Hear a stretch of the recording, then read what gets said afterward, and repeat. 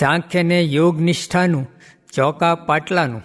સ્વામિનારાયણ હરે સંવત 1879 શ્રાવણ સુધી અષ્ટમીને દિવસ સ્વામી શ્રી સહજાનજી મહારાજ શ્રી ગઢડા મુદ્દે દાદા ખાચરના દરબારમાંથી ઘોડીએ ચડીને શ્રી લક્ષ્મીવાડીએ પધાર્યા હતા ને ત્યાં ચોતરા ઉપર ઉત્તરાદે મુખારવિંદે વિરાજમાન હતા અને સર્વ શ્વેત વસ્ત્ર ધારણ કર્યા હતા ને કંઠને વિશે મોગરાના પુષ્પનો હાર પહેર્યો હતો ને પાગને વિશે મોગરાના પુષ્પનો તોરોગ ધારણ કર્યો હતો ને પોતાના મુખારવિંદની આગળ પરમહંસ તથા દેશ દેશના હરિભક્તની સભા ભરાઈને બેઠી હતી.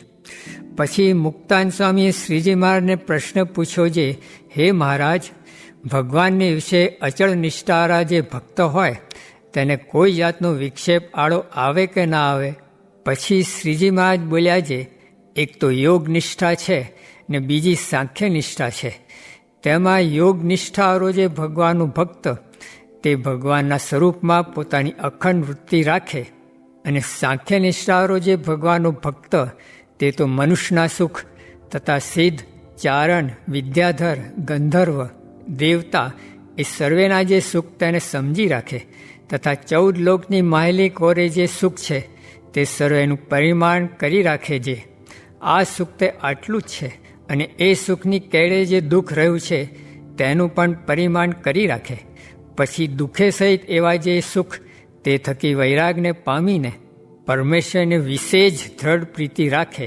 એવી રીતે સાંખ્ય નિષ્ઠાવાળાને તો સમજણનું બળ હોય અને યોગ નિષ્ઠાવાળાને તો ભગવાનના સ્વરૂપમાં અખંડ વૃત્તિ રાખવી તેનું જ બળ હોય.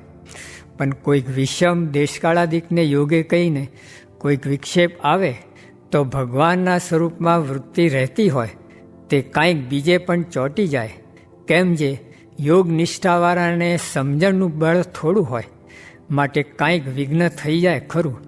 અને સાંખ્ય નિષ્ઠા અને યોગ નિષ્ઠા એ બે જો એકને વિશે હોય તો પછી કાંઈ વાંધો જ ના રહે. અને એવો જે ભગવાનનો ભક્ત હોય તે તો ભગવાનની મૂર્તિ વિના બીજા કોઈ પદાર્થમાં લોભાય જ નહીં.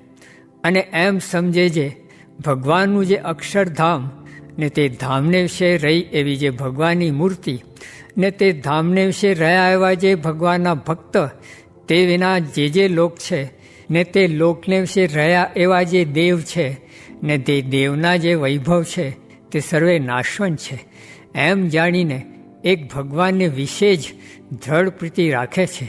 માટે એવા ભક્તને તો કોઈ જાતનો વિક્ષેપ આવતો નથી. ઇતિ વચનામૃતમ. એવી રીતે ગઢડા મધ્ય પ્રકરણનું 24મું વર્ષનામત જે તે થયું. મોહા મોહ મિલે નિજ પ્રીતમ, કૌન પતિયાર કરે પતિયાસે. તેમાં શું કહ્યું છે? કાગળના લખનારા મળ્યા તે પછી કાગળનું શું કામ? તેમાં આપણને પ્રગટ સંત મળ્યા છે, હવે શું બાકી રહ્યું?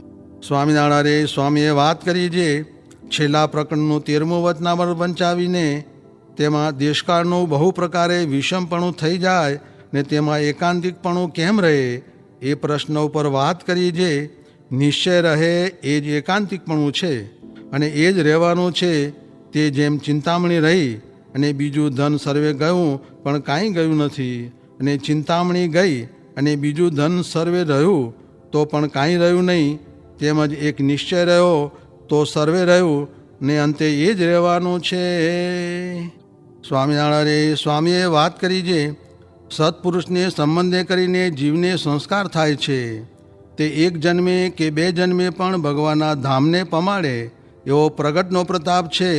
તેની વિકતિ જે એનું દર્શન થાય, એનો ગુણ લે, એનો પક્ષ લે, એ આગળ હાથ જોડે ને વળી સાધુ બહુ સારા છે એમ બોલે ને એને અન્ન જળ આપે ઇત્યાદિક સંબંધ થાય. વળી જે ઝાડ તળે બેસે, વળી જે ઝાડનું ફળ જમે, વળી જે ઢોરનું દૂધ નહીં જમે ઇત્યાદિક અનંત પ્રકારે જીવને સંબંધ થાય તો તે સર્વે ભગવાનના ધામને પામે એવો પ્રગટનો સંબંધ બળવાન છે.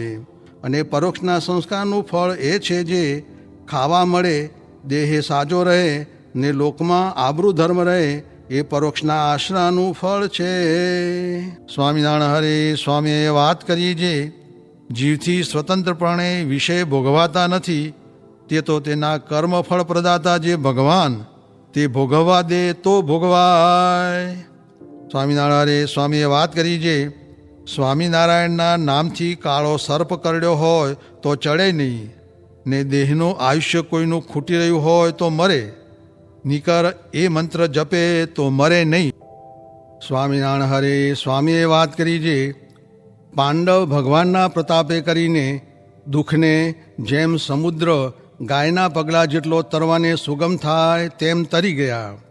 માટે આપણે તો કામ ક્રોધ જીતવા એ તો તિમંગળથી ને દુર્યોધનના સૈન્યથી પણ બળિયા છે, પણ ભગવાનની આજ્ઞામાં રહ્યાથી તરી જવાશે. માટે ભગવાનના પ્રતાપનું બળ રાખવું. સ્વામિનારાયણ હરે સ્વામીએ વાત કરી છે, સ્વામીએ કાર્યાણીમાં વાત કરી છે, દેહ હોય તે વિષય તો ભોગવવા પડે, પણ અનાદરથી ભોગવવા, આદરથી ભોગવવા નહીં. ને હાલ તો જેમ મહારાજ પ્રગટ બેઠા હોય ને જેવો સમાસ થાય ને જેવું ભજન થાય તેમજ સમાસ થાય છે ને ભજન થાય છે. સ્વામિનારાયણ હરે સ્વામીએ વાત કરી છે, વ્યવહારિક માણસની ને સત્સંગીની ક્રિયા સરખી છે, પણ સત્સંગી ભગવાનના કહેવાના તેથી મોક્ષ થાય છે. સ્વામિનારાયણ હરે સ્વામીએ વાત કરી છે, જૂનાગઢમાં જેટલા છે તેટલાને ફેરવી કૂટીને ગમે તેમ કરીને પણ પાસરા કરીને પાર મૂકવા છે, તો તમારે તો શી ફકર છે, કેટલા દિવસ જીવવું છે. સ્વામિનારાયણ હરે સ્વામીએ વાત કરી છે, આ સમાગમ મળ્યો છે તે કોક પૂર્વનો સંસ્કાર ભારે છે, તે સમાગમ કરવા સારું આવ્યા છો, ને જે નથી આવતા તેને ભારે પાપ છે. આનું ફળ તો આજકાલ મહિને કે વર્ષે પણ મળશે, ને સમાસ ઘણો કરશે. ને કોઈક જાણતા હશે જે કરીએ છીએ ને કેમ કાંઈ થતું નથી, પણ આ તો મેળવણ નાખીએ છીએ તે દહીં થઈને ઘી તો વલોવ્યા પછી નીકળશે. ને આ વાત તો બહુ દુર્લભ છે, ને આ સત્સંગ તો ઘણો થયો છે, ને સર્વે પૃથ્વીના માણસ કરશે, પણ આવા કેનારા ક્યાંથી મળશે. ને રૂપિયા તો ગાળે ગાળે આવશે, ને હવેલીઓ પણ થશે, પણ આ નહીં મળે. ને હવે તો કોઈ વાતની કલ્પના રાખવી નહીં. ને આ જીવ સમજવા માંડ્યો તે દિવસથી આજ સુધી ખેડ કરી, વેપાર કર્યો તો પણ રોટલાને દાળ મળે છે, પણ રૂપિયાનો ઢગલો મળે તો શું થાય, દુઃખ થાય. તે માટે આપણને જે ભગવાન મળ્યા છે તે કરશે તે થશે.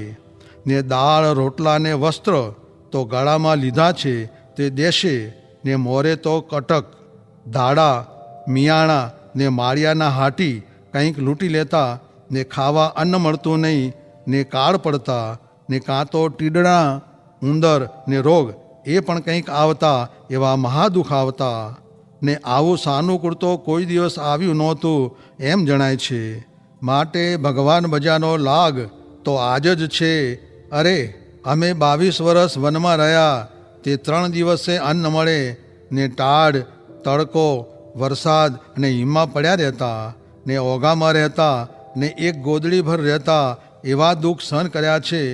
અને અધ્યાત્મ અધિભૂત ને અધિદૈવ એ ત્રિવિધ તાપનું રૂપ કર્યું છે. અધ્યાત્મ તો એ જે આ દેહમાં રોગ આવે, અધિભૂત જે સરપ સાવજ આદિક પરથી દુઃખ થાય, ને અધિદૈવ જે તીડ ઉંદર આદિ દેવતા સંબંધી દુઃખ થાય, તે ભગવાન ભજે તો મટે, ને ખરેખરું ભજે તો આમ આપણા સામું જોઈ રહે એવા ભગવાન દયાળુ છે. તે ઉપર વાત કરી છે, શ્રી કૃષ્ણે તો કહ્યું છે જે 56 કોટી જાદવ લક્ષ્મી આદિક પટરાણીઓ ને આ મારો દેહ જેવો વાલો નથી તેવા ઉદ્ધવજી પ્રિય છે. એમ દયા કરે છે, માટે એવું થાવું.